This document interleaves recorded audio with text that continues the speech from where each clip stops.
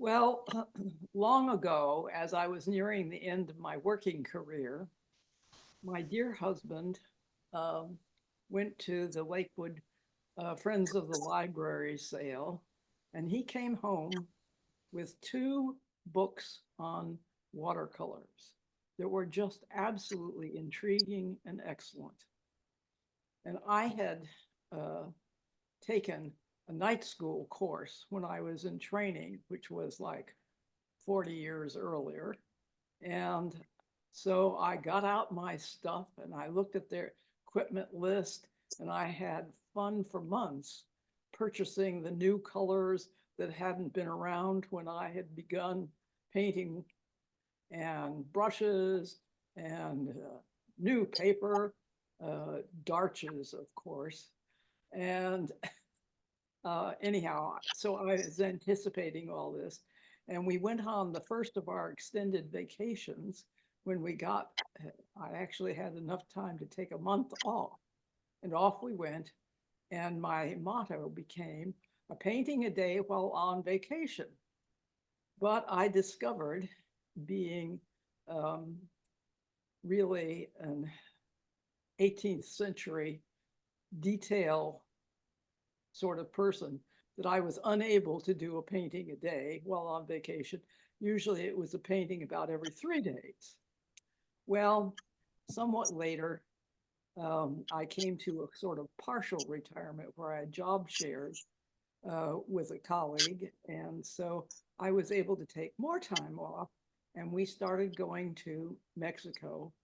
And on our first trip to Mexico, we drove down, and we'd had a little experience and had kind of decided between us that spending time in one place was a better way to do a vacation than to go from place to place every other night. So we wandered around, and we finally found some friends actually took us up to tour La Cruz, because what we were looking for was a place that we could afford to rent. And I have to tell you that Puerto Vallarta is not an easy place to find a cheap lodging for any extended time, unless you happen to have a special deal through a plane fare or something. So at any rate, they drove us up to the Cruz. And from Jack's point of view, who was a sailor, this was just the ideal place to set up shop. And we found an apartment in a Mexican apartment house that had maybe 8 apartments that we could afford. And so here we are. Let's see. I don't know what to push. Oh, it's not working. Let me see. I'll push the other one. There.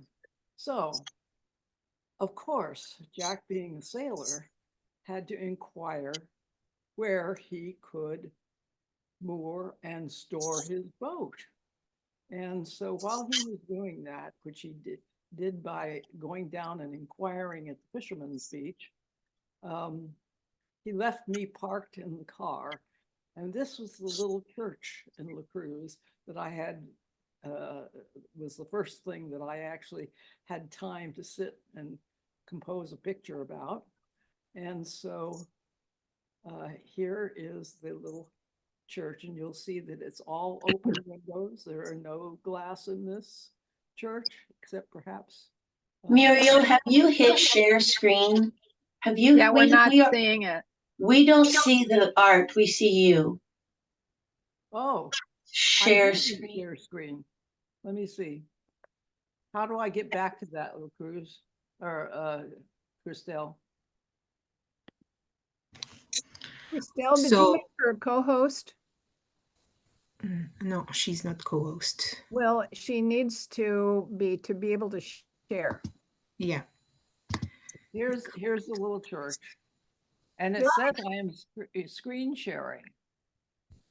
Good. Yeah, I can see both. I can see Muriel and I can see. Yeah, that's perfect. Yeah. I can't. So can you So do I see? do a new share? It No, says- this is, I think you're good to go. Yeah, I Okay. can see it as well. This is Is Bev. is everybody, am I cool now? Yep, Yes. you're Yes, cool. Good. Yeah. What's Thank you, not everyone. working are my change arrows. Okay. You can use also the arrows on your keyboard. Well, that's what I'll have to use because the others are not working. I Okay, can't so see this your is actually photo, your drawing. the rooftop patio of this rather ramshackle building, which got more and more ramshackle the higher you went. But at any rate, it had a nice breezy patio.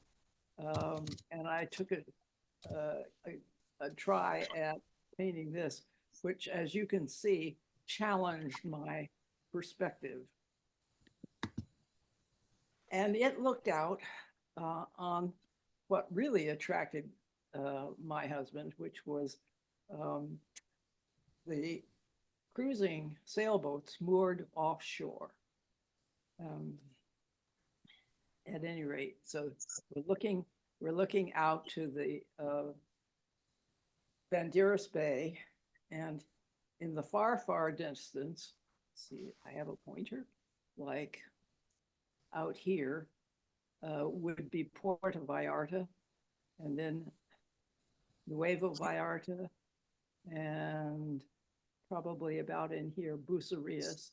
And La Cruz de Guanacaste is the first little village on the way out to Punta de Mita, which would be at the far end of this coast, at the opening of the bay into the Pacific.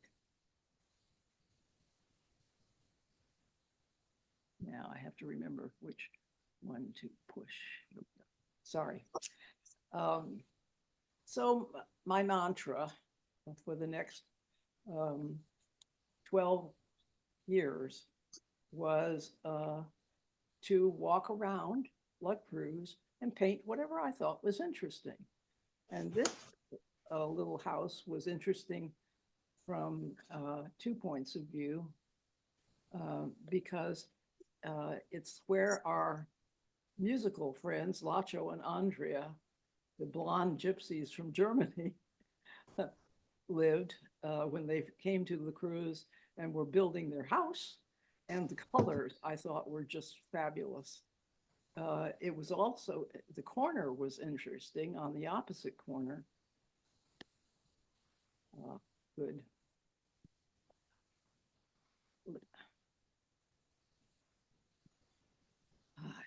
Because here you see how the village ladies made extra pin money. They opened the shutter on their kitchen window, set up stools outside, and served the workmen lunch.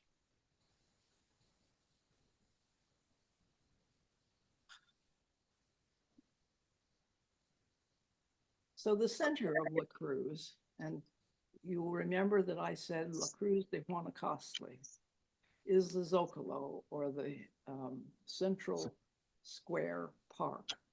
And in that park, there are 3 huge Guanacaste trees, and this is one of them. And it's really the heart of the village. And in the heart of the square, other than the Guanacastes, there's also a little bandstand. And here's a piece of the bandstand for you to see. And Jack fell in love with the Bay of Banderas. I fell in love with the Guanacaste tree. And the story about La Cruz is that it was founded as part of Ranchero, which had several businesses. One was a fishing business. One was a ranching business where they raised cattle. And the third was growing avocados. And there was a big avocado orchard. And these 3 businesses were together the business of the ranch. And this was after the land had been redistributed in Mexico. And one of the elderly ladies died in La Cruz, and they buried her under a cross of Guanacaste. And that cross of Guanacaste became a meeting place. So people would say, I'll meet you at the cross of Guanacaste. And that's how La Cruz acquired its name.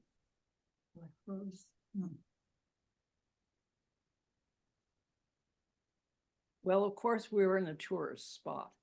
So among the first people to come visit us were Rosemary, who's here today, and her husband, Owen, and we took them on a catamaran tourist trip out to the head of the bay, where I learned how to dive, sort of, on the end of a hose that attached to a little air tank in a floating raft. And on the way, we stopped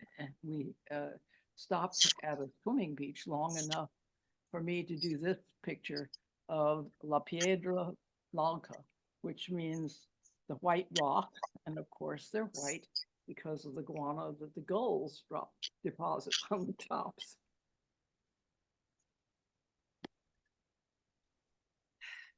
Then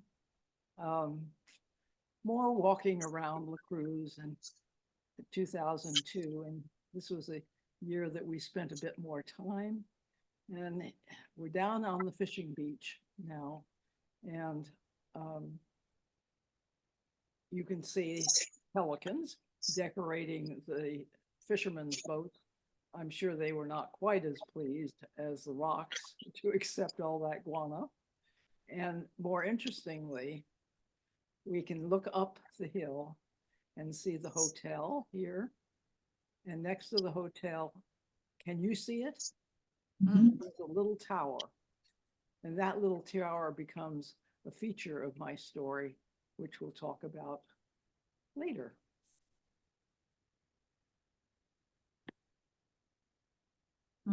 So on the theme of painting whatever looked interesting, around the corner in the center of town was a restaurant, the Cave of the Family Martinez. And they had the most beautiful door I had ever seen. It was polished. It had grains of so many colors, from maroon to yellow to black to brown, mahogany. It was just an elegant door. And the door was open during the day that I happened by, and the sun was out. And you can see at the top of the painting, the blue sky, where the roof line stopped and allowed the sun to spill right down this curved staircase, which I thought was really a beautiful effect. And it was so stunning to me, all these curves and the beautiful door, that I curved a few lines that were not curved. And this is my one attempt at distorting a painting from reality. Also interesting in La Cruz, I thought, was the traveling Wednesday market, which was like going to a department store on the cheap. So they came loaded early in the morning with fresh vegetables and fruits. And of course, townspeople in the know got there very early in the morning in order to get the freshest of their produce. But also along with the fresh produce were snacks and drinks on the left, and clothing, and any kind of plastic good you can ever imagine, and CDs. And at the far end, down here, was a little eatery where they had put up an awning and tables and chairs, and they were serving lunch.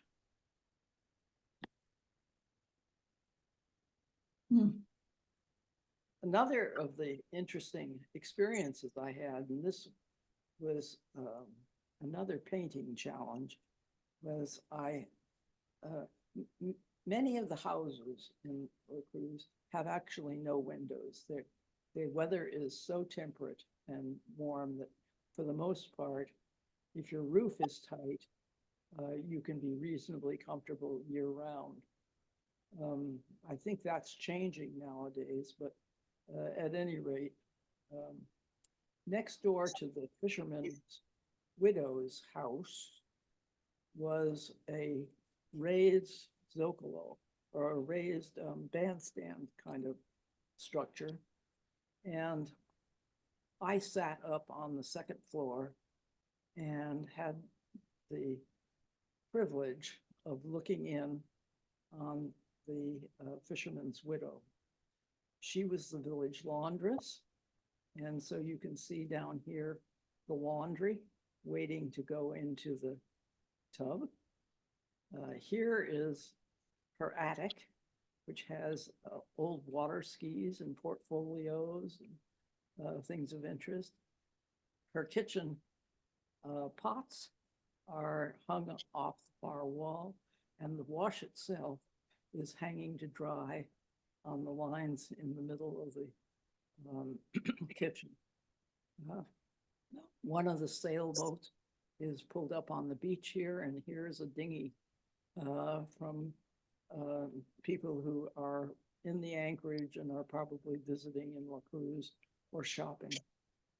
May I interrupt you, Muriel, for just a second? Yeah.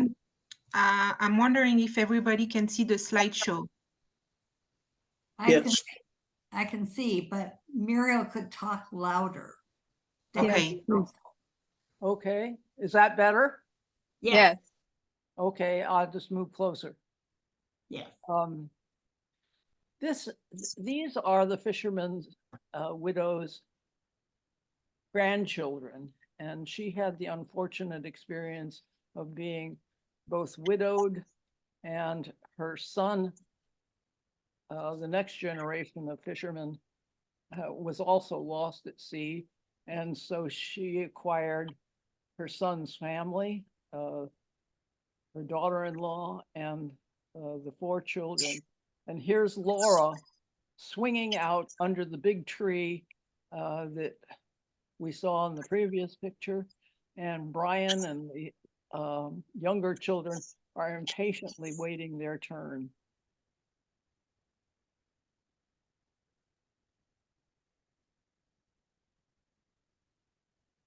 And another thing that happens when grandchildren come into somebody else's house is that sometimes the discipline is a little different. And this is like a Tonka truck that I saw stashed up out of sight of the little one in a window behind the Yamarada, which is flame plant vine that was decorating the grill on the window. And this was there for months. And I thought, oh, they've forgotten it.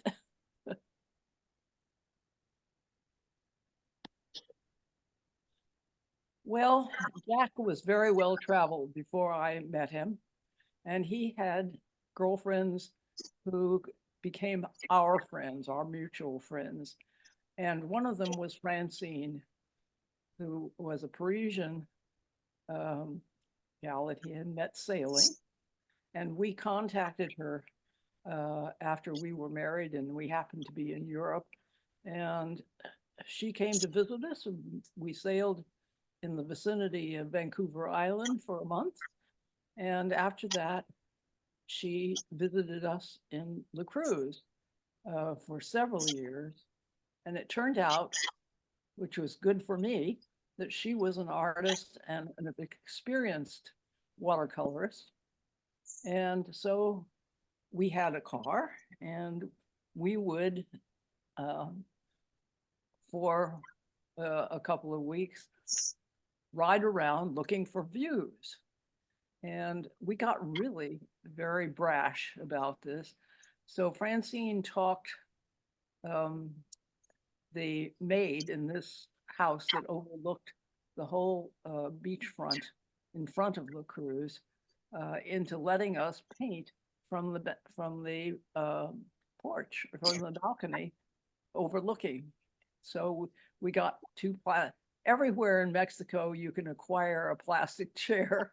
So the two of us are sitting in our plastic chairs painting this scene of Manzanilla Beach. And you see the anchorage of the cruise here. These are all the cruising sailboats. A series of breakwaters. Here's the cruise proper, and Bucerias would be over here. In any case, this was a real opportunity for me to have somebody alongside, both to encourage me to keep going and to perhaps give me a few pointers on how to get better. So we walked around the other direction, up the beach towards the Bucerias, and came on this scene. And here we're looking into the fisherman's beach with the little old-fashioned light. And here's the fisherman's beach. And a couple of moored boats here. Whoops. Let me go back again. And as I was painting, I was very curious. There's a little white arch here, and I could not figure what that was. I just couldn't. I'd done quite a bit of walking around La Cruz, but I had no idea what that was. So after I painted the painting, some weeks later, I walked around the Zocalo, or the park in the middle, and I discovered that in refurbishing the park, they had painted all the arches in colors like this salmon pink and green trim, but they had forgotten the back of one of the arches, and it was still white, which is what they had been originally. Anyhow, one of the fun things you discover if you live in a town for a little longer time. Well, on another day, Francine and I were driving around, and we came on a sign that said Exotic Point. And that certainly sounded like it ought to be a place that we should look up to paint from. So we drove up tremendous hill called Monte Calvario, or Mount Calvary. And then we went down to the brow of the hill, and that's where there was a big cement cross. And there was a little tower of a building above the hotel, which looked like it would have a terrific view. So it was not quite finished. The workmen were still doing some tiling and finishing up the inside. So we, again, begged a couple of plastic chairs and went up to the second floor to the bedroom windows. And this is the view we saw out of the bedroom windows. So here you see the little old light, the anchorage of the cruising boats, the fishermen's boats in the fishermen's cove. This would be the fishermen's beach. And down here would be where the Zocalo was. And then you see the rooftops of the town below. So indeed, it was a terrific view. And as we walked out of the house, it having gotten too hot at noontime, with the sun coming directly in from the south, I said to Francine, you know, this is a Mexican house I could live in, but I could never afford it. So Francine went home, and we continued going to the cruise about from November to maybe April every year. And here again, this is a little part of the balustrade from the little bandstand restaurant next to the widow's house. And again, I'm sitting in the second floor, looking down on the wading birds and the pelicans on the beach. And this is the not so romantic runoff from the sanitation plant, which is pretty smelly. And it exited to the poor Bay of Banderas right next to the restaurant. But anyhow, there's the good and the bad when you move into somebody else's town. Now, this is down at the beach closer to the outlet from the fisherman's beach. Two little palapa restaurants, and beyond them, the Mexican flag from the port captain's office, and piled up fishing nets waiting to go to sea again.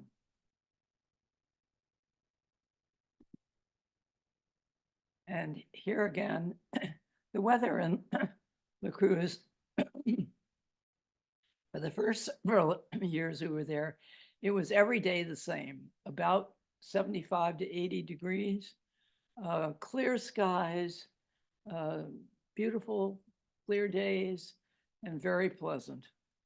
So we invited some friends from Chicago to come visit us.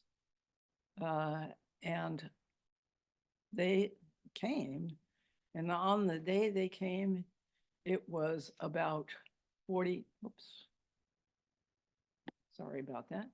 It was about 45 degrees, and the wind was whipping up tremendously, and we had made them reservations at the Hotel Rosita in Puerto Vallarta, and that was entirely open, and they had to wear their snow coats to be comfortable in the restaurant.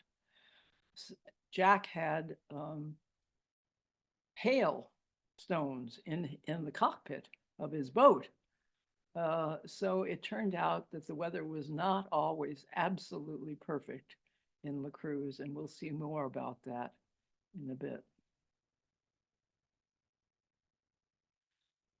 Well, after a while, I got to be known as somebody who was painting things that were interesting.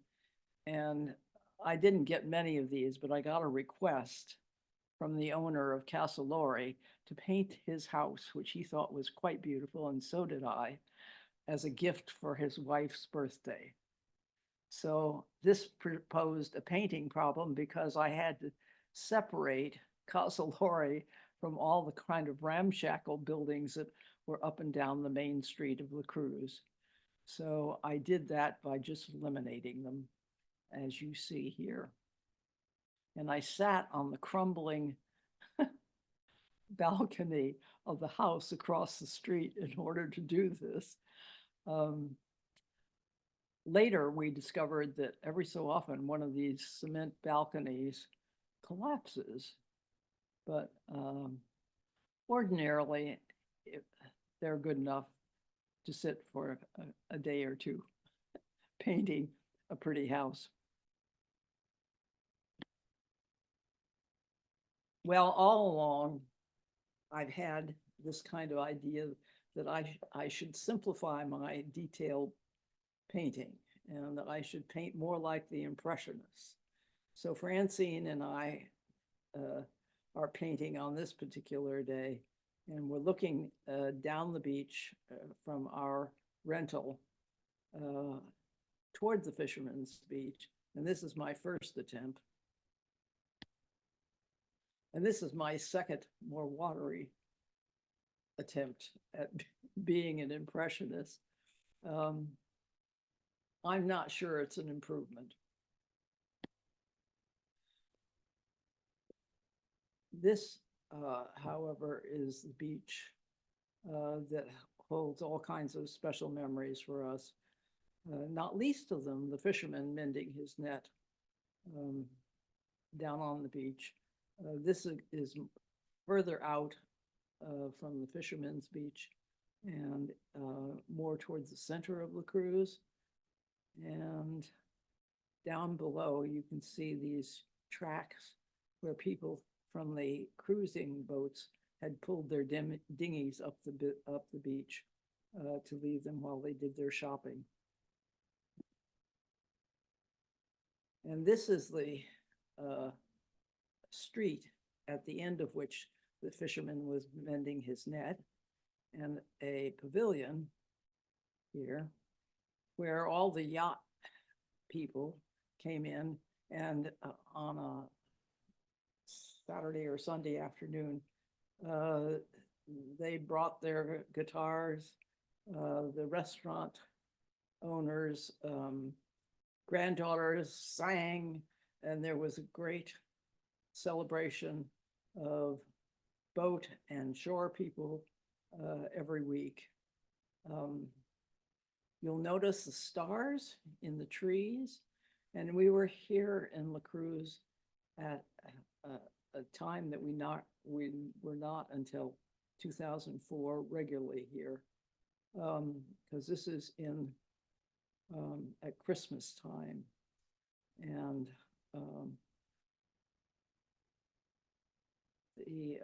the whole little town is decorated for Christmas with creches and a creche on the Zocalo, and decorations everywhere.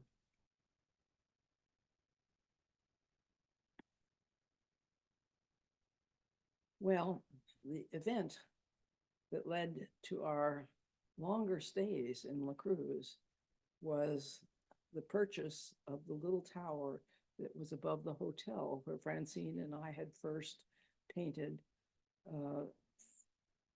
the portrait of La Cruz de Guanacaste from above. And we were able to purchase it, and we named our little house Casa Jamor after our email moniker, which was a contraction of Jack and Muriel, Jamor. And if you said it in the Spanish way, it was Casa Hamor, which is just the aspirated H away from Casa Amor. So at any rate, we were thrilled to wake up in the morning to these beautiful dawn skies and sunrises. And this is the first of them in 2005, after we moved into our little house for winter stays. Here's a different sky. And the wonderful thing about living with this kind of a vista is that it changes almost every day. So here we have a more ominous sky.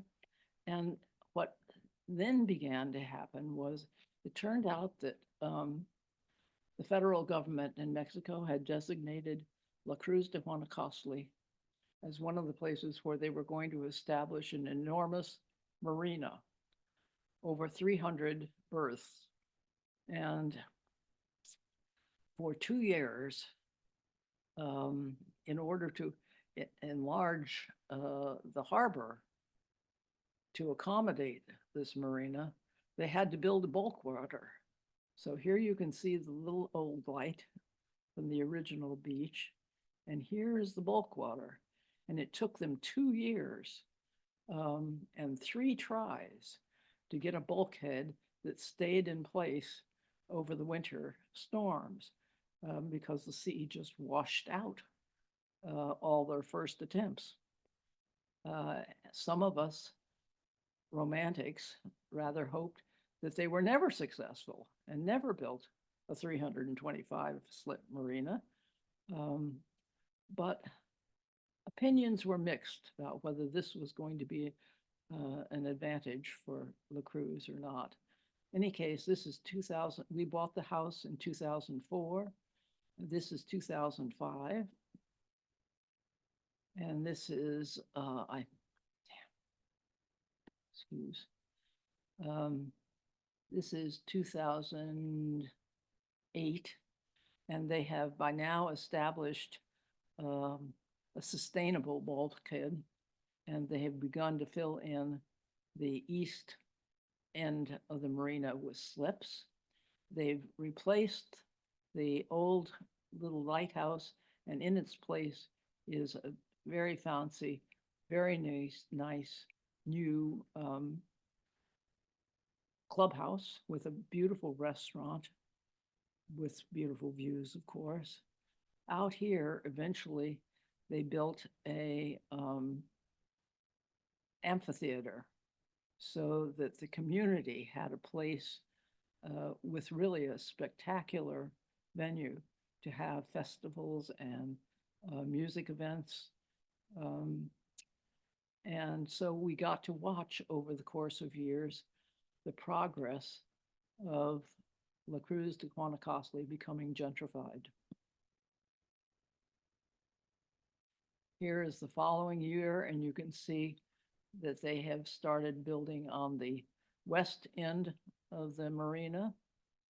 And they've now begun planting a line of palm trees out here and a few in here.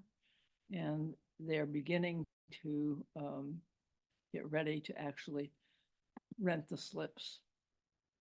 In order to build the marina, because the Fisherman's Beach had essentially become sanded in with the water, the seawater washing sand over its original bulkhead and into the harbor, they had to do extensive dredging. And here is one of the boats that is overseeing the dredging operation. And now, instead of looking at the view of the village, you're looking at heaps of the dredging piles. Very ugly, very smelly too, but they had the one virtue for people who like to shell. It was a collection of years and years and years of beautiful seashells. And so for a while, one of the village crafts was making shell frames for mirrors and selling shell jewelry and beautiful shell that were just to be had if you were willing to walk the beach among the dredging spoils and pick them up. And out here, I think you can just see the beginning of the first condos that hit La Cruz. So these are the first, these were just little one-story buildings, but these, I think, are the rooftops of those first condominiums. Gentrification coming. Here again is from our upstairs windows, and further progress in the marina, bougainvillea down here.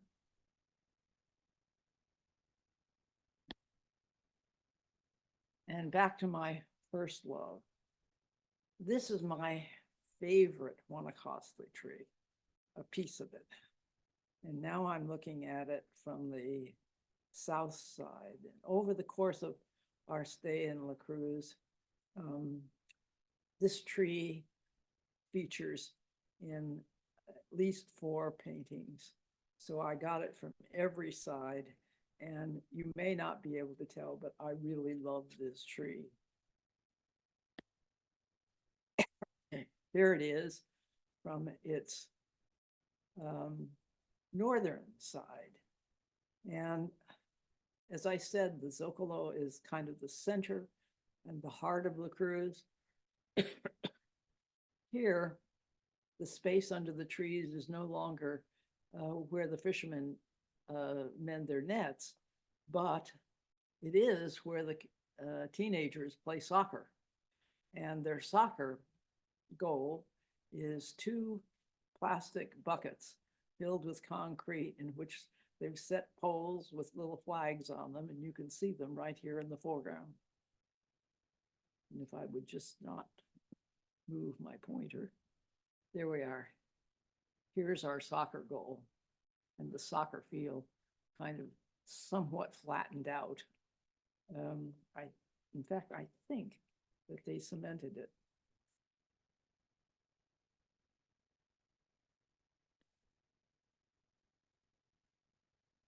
One of the problems with gentrification and building a sunshine coast is, as in Portugal and Spain and Italy and the Mediterranean, the hotels and private properties pop up cheek by jowl, and there becomes less and less space for ordinary people to enjoy the beach. In La Cruz, in 2008, I think this is, there were still places along the beach where the public could have access. And here you see a swimmer looking out at Piedra Blanca, the white rocks. Oops. My finger is just too active. It insists on pushing. Anyhow, here is a swimmer and the beach a little farther out to the west. And here is behind the spoils, the fishermen set up their net mending business early in the construction of the marina. Later, this all moved out and was no longer possible.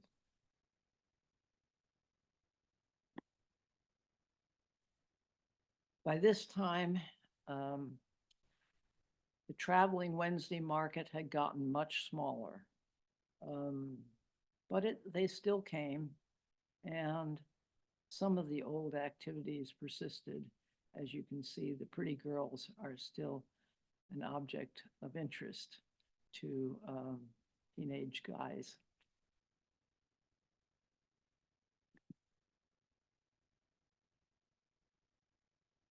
By this time, and this is 2010, we were living routinely in our little house for at least 4 or 5 months of the year.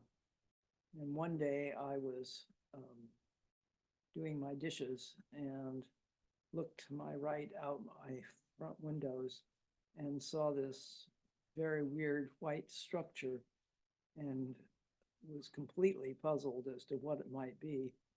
And so I went up on the roof where I could see, and what it was a series of water spouts on the far side of the bay. And these are tremendous small tornadoes. Tremendous small tornadoes? Well, at any rate,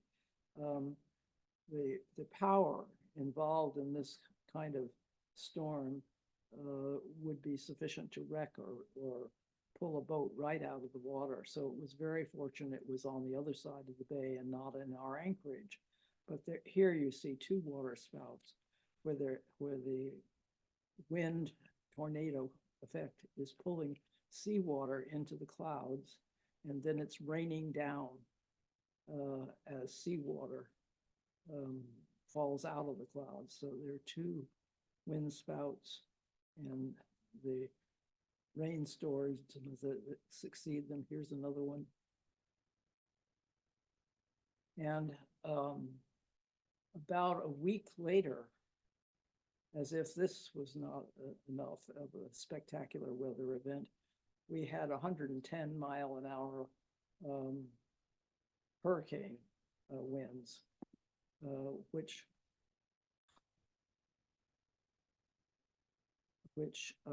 I went up to. There was such a racket that I went up on the to see about our roof. I was afraid that the whole palm palm thatched roof would blow away from the top, from the roof. But I was afraid to go out on the roof because it was clear that it was very dangerous out there. So fortunately, our palapa, which was well constructed, survived, and I didn't go out on my roof. Muriel, I have a question. How did you capture that image so quick? I mean, it must have been very brief of the water spout. How did you capture that? Did you actually do that painting? Actually, many of my paintings I captured with a photo first. Ah, yeah. I did a lot of them plein air or sitting, looking at them, but a few like Laura swinging on the swing and the water birds, those kinds of things that I was fortunate enough to photograph. Ah, so that I makes work sense. from photographs a lot.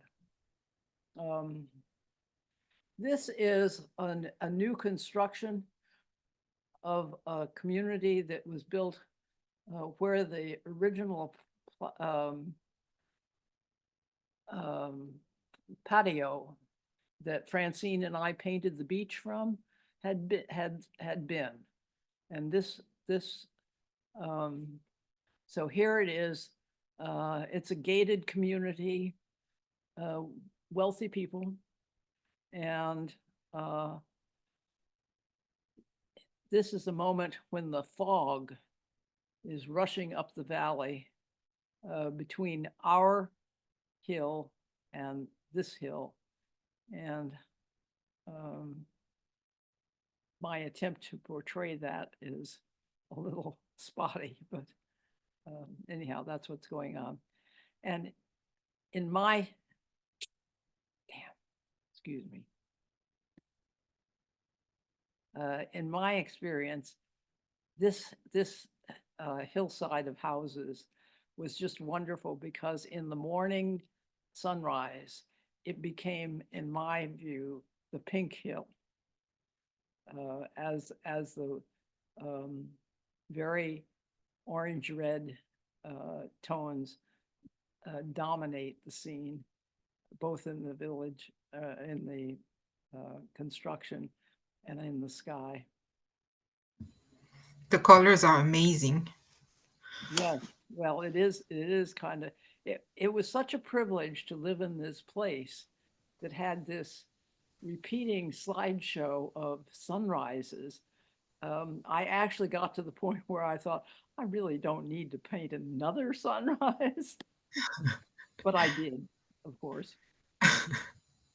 Well, traditions also persist and have to adapt to new circumstances.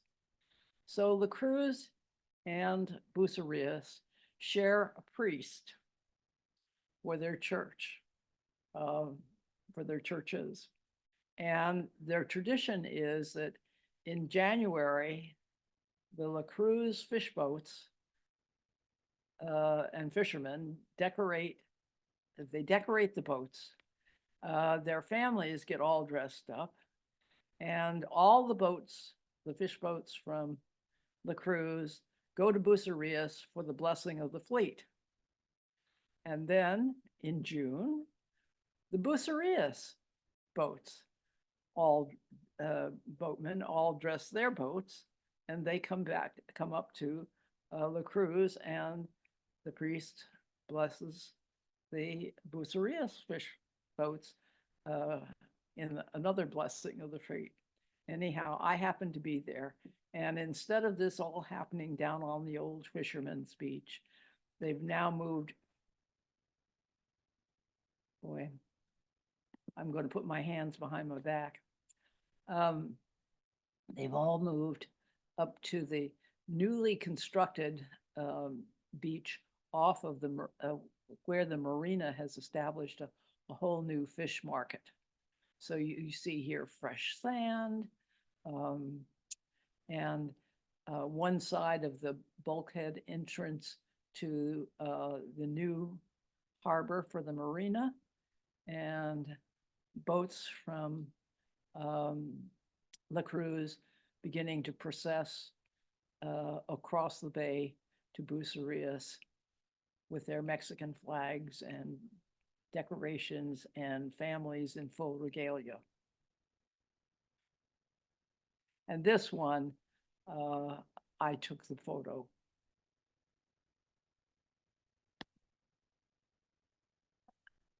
And again, making a living in La Cruz, you would think that it would have gotten much easier with the introduction of new restaurants, new businesses, and the marina, and all this. But in fact, where did the marina set up its hiring hall? In Bucerias.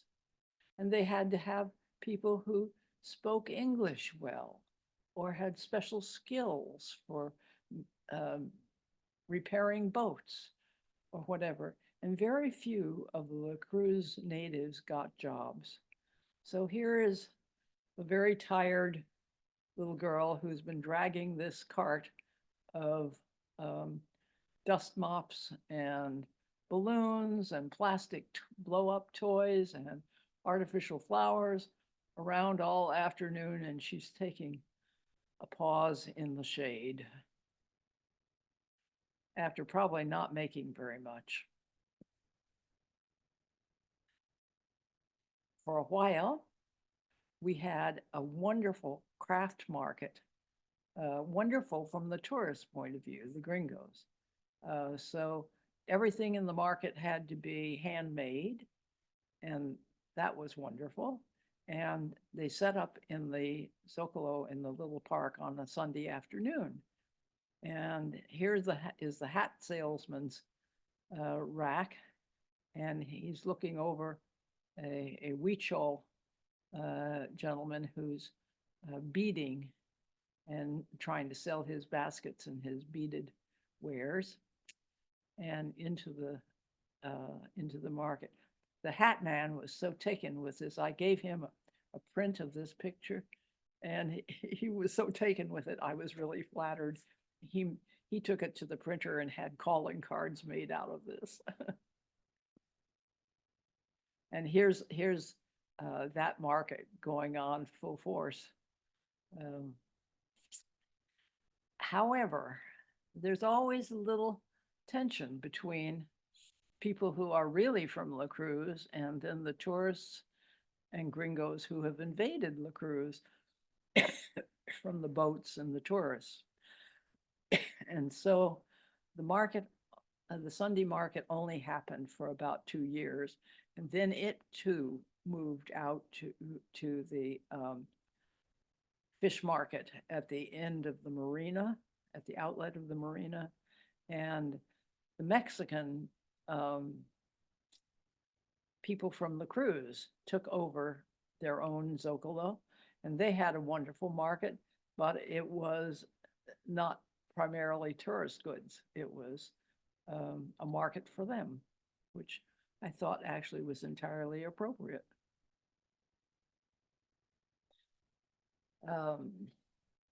Here's the Huichol family having lunch over the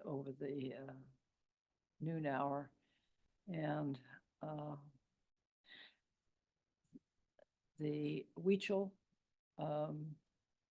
indigenous folks come down from the mountains, and they of course have special crafts, beading being the most notable, and doing string paintings, where they take colored string and embed the colors in wax to make a design. So they're often in their indigenous costumes around markets and here in La Cruz.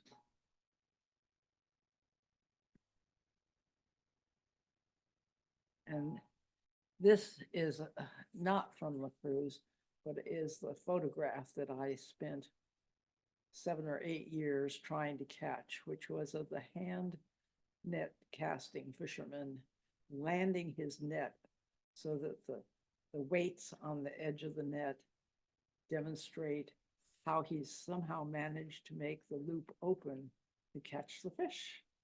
So anyhow, and you'll notice that I took a little artist's latitude and I have tipped the horizon off to the right. So the horizon, it just, the funny thing is that the photograph, I was so proud to get it, but it wasn't very interesting when the horizon was straight across, which got a lot more interesting when I tipped it. And I figured that was my right to be able to do that.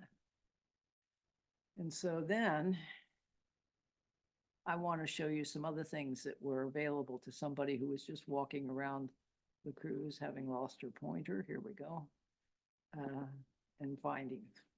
So there are Mexico, and especially on the Puerto Vallarta area, is just ablaze with wildflowers and flowers that grow everywhere that you wouldn't expect them. This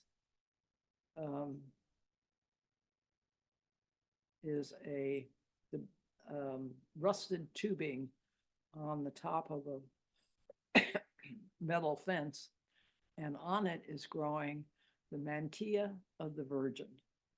So la mantilla de la Virgen, and it's being visited in this picture by one of the dead dragonflies that I picked up in my bedroom, and he was so transparent that I thought he made a lovely addition to my painting. So here, from the mantilla of the Virgin, I would go to morning glories, and they were all over La Cruz, and just elegant morning glories. This is a very strange plant. These are bracts, like on the bougainvillea. Most of the color in a bougainvillea is the bract, which is a kind of a dry covering. But these we found on the road to Punta de Mita, and the bush had no leaves at all on it. It just had these weird, beautifully tinted bracts. But I stuck it in water, and I discovered later that within hours of putting the cut ends into water, each of these bracts sprouted a tiny little white trumpet or a purple trumpet, depending on which bush you took it off of. So this is my first picture. I have a later picture that shows the trumpets, but at any rate, it's called Linnea, let's see, Blanca. And this is a patch of yellow flowers that I watched for several years on the highway to Bucerias. And finally, I pulled off the road and investigated it. And it looked to me just like my cosmos, my purple and white and pink cosmos at home. It just looked like it was related. And sure enough, it's a yellow cosmos, Cosmos sulphureus. So again, I keep falling in love with things. But this one and it was on a vacant lot and nobody was paying any attention to it. And I was afraid it was going to get completely decimated by the next guy who came in with a bulldozer. So these are the seeds beginning to develop. I went down and collected a whole bunch of seed pods, brought them home, and my wonderful gardener, Bob, has been planting these. So I have a few yellow cosmos that bloom every summer, actually fall, late fall, in my garden, which is illegal but fun. We won't say anything. Thank you. And this is my parting shot here. This is actually about the third thing I did in La Cruz. I sat down on the curb in front of the little church, and I did this drawing for so long that my bum and my feet went to sleep. But this is my favorite tree, and it's now long lost this wonderful limb in its old age. But I just think it's a wonderful organic vision of growth and demise in a little town where I was privileged to live and make friends and dance and eat wonderful fish and sail occasionally.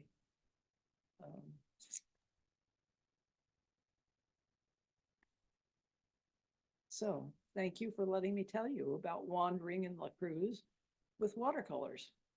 Oh, Muriel, that was fabulous. Thank you very much, Muriel.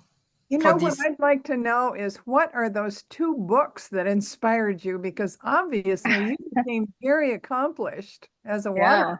watercolorist. Absolutely.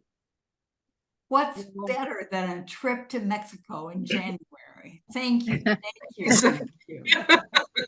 But the way you captured the colors of Mexico too, you could tell immediately where these were painted. I mean, it was just so beautiful. Well, I forgot to, well, first of all, the books. The books had interesting tips in them. One of them talked about putting a yellow wash on before you added the blue for the sky, which really livens up the sky a lot. So that was one of the things. I can't remember the other special tricks. But most of the technique things, I think the Quaker artist lady who I took watercolors from for a year and a half in Madison, Wisconsin. She's responsible for most of that because she taught us a little bit about how to do clouds and that kind of thing. And then the other person who taught me the most, believe it or not, was my first through 5th grade art teacher, Miss Calloway, who was a very stern, generally cross lady who was absolutely not going to let any kid that she taught turn out a lollipop tree. They were absolutely her anathema. And so we learned that we were not allowed to do lollipop trees. And she also had the courage to teach us perspective. So we learned about horizon lines and drawing lines to the vanishing point, and how the cylinder looked if you were above it or below it, or looking at it straight across, which I think was a remarkable achievement to teach. And I never have had another lesson in perspective. So you can imagine that when I sat up in the 2nd floor of the burger shack next to the fisherman's window where the perspective was all screwed up, I mean, you could not tell where the horizon really was. That I had quite a time, and I redid that. I must have used up a whole eraser, erasing the drawing over and over again, trying to get everything to look like it was in the same frame. So anyhow, that's who taught me the most technically. But then I think really it's been such fun, and it turned out that in in La Cruz, because it was so small when we went there, they had no postcards. There were, you know, if you bought postcards, they were always of Puerto Vallarta. So, and the few cruising folks that we knew from the anchorage, they were all doing charity work. Well, it turned out that La Cruz had the Friendship Club of La Cruz de Guanacaste, and the Friendship Club was a charity where the gringos funded medication for kids and transportation and housing for families that went with their kids to the hospital, and tried to oversee that the kids with seizures actually got their medications every day. And so I had, by this time, we'd been there and I'd been painting for 3 or 4 years. So I had this idea that I could go to Office Depot and get the paintings scanned, and then I could print them on the 4-up printer for postcards and note cards, and we could sell those for the charity. And in the end, I gave all the paintings to the Friendship Club, and we auctioned or sold them, all but about 4, which I still have. But at any rate, so over the course of the 12 plus years, we made about, I think we made about $7,000 altogether, funded the Friendship Club. And of course, that also got me nice social contacts of people who were helping.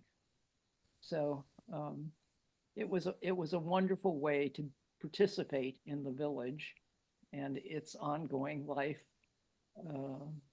which was a combination of many gringos and many Mexicans who had lived there forever. So, and in a time when it was changing a lot. Well, thank you so Muriel, thank you Pardon? so much. You're welcome. Wonderful, Muriel. It Wonderful. was just to be able to document the change the way you did with these Mhm. amazing paintings and your commentary. It's really sort of a novel way to look at transition. I really You- appreciate it. So this is recorded, and Muriel, you actually have a book. It's absolutely a book, page Yeah. by page, and your commentary is recorded. So if you decide to do that, it's done. Well, actually, I did do that, You did do that. but I published it in La Cruz, so it's on it was with a Mexican printer, Mhm. and I couldn't afford to do very many, so I made myself an 8.5 by 11 book, and then I made a whole. I think I bought 25 of the half-page size Mhm. books. So I think Rosemary has one of those, and I had a party for all my friends in La Cruz and gave everybody a little book. So I've done that, but it's not quite perfect, but it will do. And I thought so too. And it was such a privilege to be in the village and to make friends in this way. So yeah, and that's how it started, like the conversation, to make like this program is like to share these beautiful watercolors with all of you by seeing this book on a coffee table. That's how it sparked the envy to share everything with you. Well, I think you should go back to print. well, thank you. It not only has your experience, but it's the experience of that time, that time in many places of the transition from one way to another way, and you've done it with care and and pretty much on the inside from the inside over a long period of time. It's a very special memory. Well, I was very lucky to be Absolutely. there over time. We had never actually planned to be expats, even part-time expatriates. So it just sort of happened, and we were I really felt we were very privileged. Yeah. Does anyone have Really- a question? Oh, I just want a quick comment. I just love how you made yourself in a very gentle way a part of this village. You weren't just a gringo coming in and spending 5 months and not really interacting with the people there. You became a part of it, like this. Yeah. Really admirable. And I'm so glad this was recorded because I think some of us are going to go back and see it again. It was worthy of a second look. Oh, yes. Yeah. How long were you there, Muriel? Pardon? How long were you there? Well, we started going in 2000. We bought the little house in 2004, and I sold it in 2014. And by that time, Jack could no longer travel, so he couldn't go anymore. And the paintings are all in that time frame from 2000 to 2014. Wow, that's great. Yeah. Well, When did you do the drawing of the tree? That was the last slide. I think that was 2001. Right. Oh, it was early on. Yeah. Oh. So Before it lost its limb. Yeah. I love your commentary about that tree. I fall in love with trees too. I think they're just magnificent, and that looked like a magnificent tree. it was a magnificent tree. The thing about Wanacostley is that, like many things in life, it's both a wonder and a tragedy. So it turns out that the wood, as in the door, which is called perota when it's used for furniture or for woodworking, is it's used for those purposes because it's resistant to insects. In fact, it kills them dead. And they have a boring bee in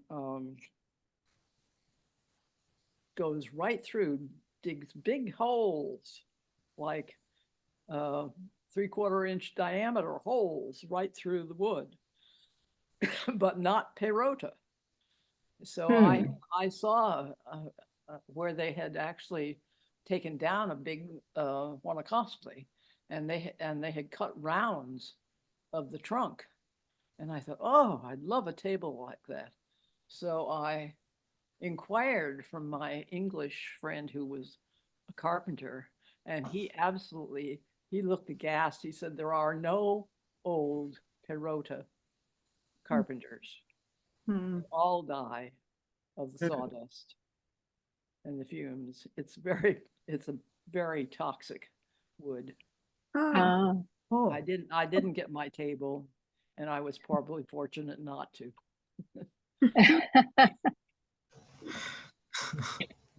But it's a beautiful tree, and it grows very quickly.